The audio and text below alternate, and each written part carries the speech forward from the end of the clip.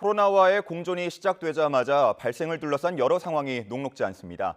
환자 발생뿐 아니라 위중증 환자와 사망자가 꾸준히 늘고 있는데 백신 접종도 속도를 내지 못하고 있습니다. 방역 당국도 일상 회복을 위한 보완책을 추가로 준비하는 등 사태 악화에 대비하는 모습입니다. 류재복 해설위원과 함께 자세한 내용 알아보겠습니다. 어서 오십시오. 네, 연일 신규 확진자 수는 2,000명을 웃돌고 있는 것 같고, 다만 단계적 일상 회복에서는 이제 치명률 지표가 더 중요할 텐데요. 위중증 환자와 사망자도 꾸준히 늘고 있다고요. 네, 말씀하신 것처럼 지금 며칠 계속해서 2,000명 넘는 환자들이 나오고 있는데요. 사실은 지금은 단계적 일상 회복이 시작된 지 이제 일주일 정도가 지났기 때문에 본격적인 영향권에 들어섰다고 볼 수 없습니다. 그건 무슨 뜻이냐면 이제 오늘부터 시작되는 주에는 더 많은 환자가 나올 수 있고요.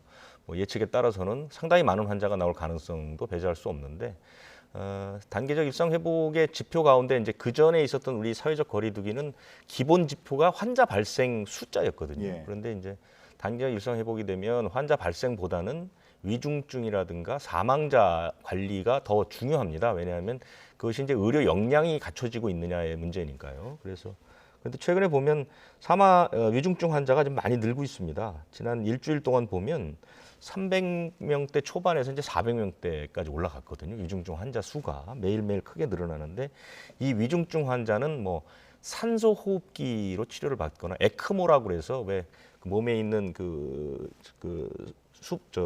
혈액을 다 뽑아서 산소를 공급해서 다시 넣어주는, 그러니까 말 그대로 많은 장치가 필요한 병상이 있어야 합니다. 그렇기 때문에 그런 것들이 병상 확보라든가 의료 인력에 이제 상당히 타격을 주거든요. 그래서 이 위중증이라는 게 이제 그렇게 관리가 쉽지 않다는 것이고, 특히 이제 60대 이상이 거의 80%를 차지할 만큼 위중증 환자를 관리하는 게 상당히 중요한데요. 그리고 사망자도 지난 4일부터 20명대 사망자가 나오는 거거든요. 이것은 이제 우리가 이전에 거의 100일 넘게 지금 네 자릿수 확진자가 나오면서 확진 환자가 발생을 하면 일주일에서 열흘 후에 일부가 위중증으로 이제 바뀌게 되는 것이고, 또 열흘 정도가 지나면 이제 사망에 이르게 되는 것입니다. 그렇기 때문에 그런 영향을 받을 수 있지만 어쨌든 현재 방역 체계를 가동하는데 상당한 영향을 주고 있다, 이렇게 볼 수 있습니다. 네, 말씀하신 대로 이제 단계적 일상 회복이 아직까지는 신규 확진자 수에 크게 이제 본격적으로 영향을 미치기 시작했다라고 말씀을 해주셨는데, 그렇다면 7,000명, 10,000명 이렇게 늘어날 수 있는 상황을 항상 가정을 해야겠죠. 정부가 병상 확보 행정 명령을 수도권에 내렸다고요. 네, 단계적 일상 회복을 가다가 방역 상황이 좋지 않으면 긴급 대책이라는 걸 내놓습니다. 서킷 브레이커라고 하는 건데요. 예. 그 기준도 이미 마련이 되어 있습니다. 경고 기준이 있고 시행 기준이 있는데, 경고 기준의 첫 번째는 일주일 동안 감염병 전담 병원의 가동률이 60%를 넘어가게 되면 그때부터 경고등이 켜지게 됩니다. 그리고 시행 기준이라는 것은 즉각적으로 단계적 일상 회복을 일시 중지하는 그 기준이 되는데, 중환자실 병상 가동률이 75%를 넘어가면 서킷 브레이커가 발동을 하게 됩니다. 네. 그렇게 되면 다중이용시설 영업시간도 제한을 받을 수 있고 사적 모임 인원도 제한을 받을 수 있거든요.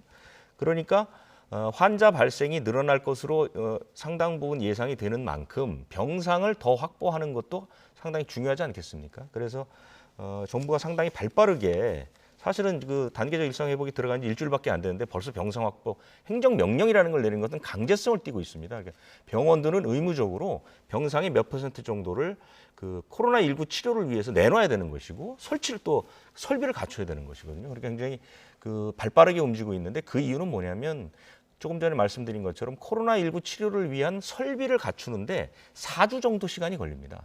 그렇기 때문에 행정명령이 어제 내려지면 한 달 뒤에나 그 병상을 쓸 수 있거든요. 예. 그러니까 지금부터 만약에 확진 환자가 크게 늘어서 한 달 안에 7,000명, 10,000명까지 가게 되면 행정명령을 늦게 내리면 병상 확보가 안 될 수가 있거든요. 그래서 공들여 쌓은 단계적 일상 회복이 일시 정지되는 상황이 있기 때문에 그런 측면에서 가는 것이고요.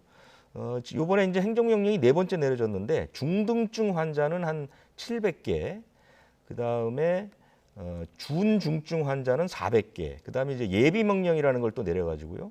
또 중환자 전담 치료 병상도 한 250개 정도 확보를 해서 이것만 확보가 되면 하루에 한 7,000명 정도 나와도 감당이 됩니다. 근데 정부는 상황이 더 나빠진 것을 대비하기 위해서 하루 10,000명 정도를 염두에 두고 병상을 좀 확보한다 그런 계획을 내놓고 있습니다. 예, 좀 미리미리 대비하는 모습을 보이고 있고요. 자, 이번에는 방역 패스 관련 이 논란을 좀 짚어보겠습니다. 백신 접종이 미진한 10대 청소년의 확진 비중이 높아지면서 이 방역 패스 나이를 확대하기로 했다 이런 이야기 들리더라고요. 그러니까 우리는 지금 이제 그 10대 18살 이하의 청소년은 정부 방역 당국에서 접종을 권고하지는 않죠. 그러니까 원칙은 그렇게 삼았죠. 본인들의 판단에 따라서 결정하기로 했고, 그리고 방역 당국에서는 정보만 제공하겠다 이렇게 얘기를 했는데 최근 들어서 실제로 이 17살 이하의 예방 접종률이 1차가 한 20%밖에 되지 않습니다. 예. 그리고 12살에서 15살의 예약률도 상당히 낮습니다. 그러니까 많이 백신을 맞지 않고 있는데 문제는 뭐냐면 이 10대들의 감염은 늘어나고 있다는 것이죠. 10대들의 감염이 크게 늘고 있습니다. 왜냐하면 아무래도 이 청소년들도 이제 다중이용시설이나 사적 모임이 늘어나니까 아무래도 활동 반경이 넓어지잖아요. 그런데 백신을 맞지 않았기 때문에 훨씬 더 감염 위험도가 높다는 뜻입니다. 그래서 이 부분을 어떻게 해결할 것이냐를 고민하다가 결국은 다중이용시설 가운데 일부 시설을 일단 시범적으로 백신 패스, 그러니까 음성 확인서를 활용하자 이렇게 얘기를 한 것이죠. 그래서 그게 이제 첫 번째로 적용될 것은 아마 이제 콘서트가 될 것 같습니다. 네. 500명 이상이 들어가는 대규모 콘서트는 방역 당국과 그 콘서트를 주최하는 측이 협의를 해서 그럼 과연 어떻게 입장시킬 것이냐를 정하는데 어린이 청소년들을 거기에 아마 그 방역 패스를 임시로 활용을 할 것 같습니다. 그런데 이 상당히 조심해야 될 부분은 자칫 방역 패스를 확대하게 되면 어린이 청소년들에게 접종을 강요하는 분위기가 될 수 있습니다. 그래서 그 부분은 좋지 않거든요. 왜냐하면 여전히 어린 나이에 그 학생들이나 어린이들에게는 그 부작용이 생길 가능성이 있고 실제로 화이자 백신은 심근염이나 심낭염이 좀 많다는 그런 보고도 있기 때문에 사실은 그 다중이용시설의 어린아이 방역 패스를 무제한적으로 늘리는 것은 문제가 있고요. 아마 콘서트 정도에서 머물지 않을까 그렇게 생각이 듭니다. 예. 자, 이번에는 재택 치료 한번 확인해 보겠습니다. 재택 치료 관리 체계를 더 정교하게 보완할 필요가 있다. 이런 목소리가 계속 나오고 있는데 집에서 치료받을 수 있는 대상 자격을 강화하는 방향으로 좀 정해졌군요. 재택 치료는 여전히 이제 최근에 있었던 일들, 재택 치료 도중에 상태가 나빠졌을 때 과연 어떻게 이 환자를 빨리 이송을 해서 치료를 할 것이냐 이 문제가 있습니다. 그리고 재택 치료를 혼자 집에서 치료를 받게 되면 보호자가 제대로 있지 않으면 사실은 이제 중증으로 갔을 때 손댈 수 있는 방법이 별로 없거든요. 예. 그래서 이번에는 조금 더 이제 그 강화를 시켰죠. 그래서 현재는 70대 미만의 무증상이나 경증 환자들 이런 분들 가운데 뭐 기저질환이 없어서 급하게 위중증으로 가지 않을 분들은 이제 재택치료 대상으로 삼았는데 이번에 강화된 것은 60대 이상의 확진 환자 가운데 보호자까지도 백신을 다 맞아야만 예. 재택치료를 할 수 있는 대상자에 넣겠다. 그러니까 좀 쉽게 설명을 드리면 60대 이상의 부부가 살면 그중에 한 명이 확진이 되면 그 보호자도 백신을 다 맞았어야 됩니다. 두 사람 모두 백신을 맞았을 때만 재택치료가 가능한 것이고 한 사람이라도 백신을 맞지 않게 되면 재택치료가 안 된다는 부분들. 재택치료의 요건 자체를 좀 강화한 것이고요.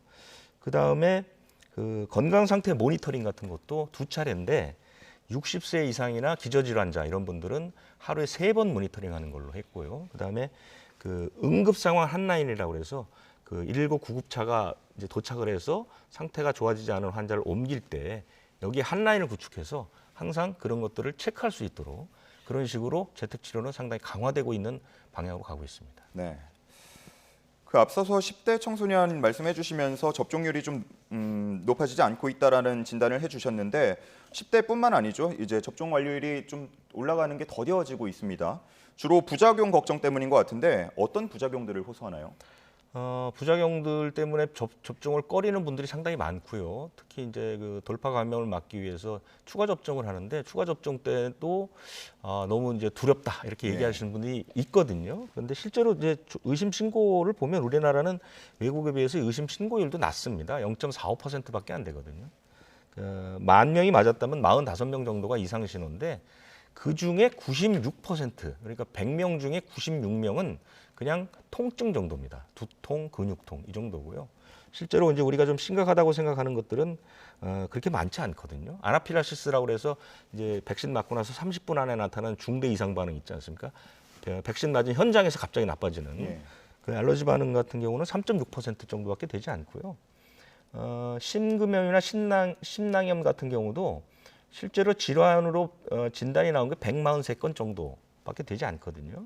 그리고 뭐 혈소판 감소성 혈전증이라고 이제 그 아스트라제네카에서 나왔던 건 3건, 그다음에 아나필락시스는 454건 정도니까 이 정도라면 사실은 백신을 맞았을 때 얻을 수 있는 이득이 훨씬 크다고 봐야 되겠죠. 이게 제가 백신을 부작용 때문에 안 맞는다는 분들한테 조언을 드릴 때 우리가 교통사고가 무섭다고 운전을 하지 않지 않습니까? 예. 않지 않습니까? 그러니까 교통사고는 날 수는 있으나 그렇게 많은 확률이 있는 것이 아니기 때문에 그게 무서워서 운전을 못 한다는 것은 조금 문제가 있다. 그렇기 때문에 백신을 맞는 이득이 훨씬 크다 이렇게 설명을 드리고 있습니다. 예.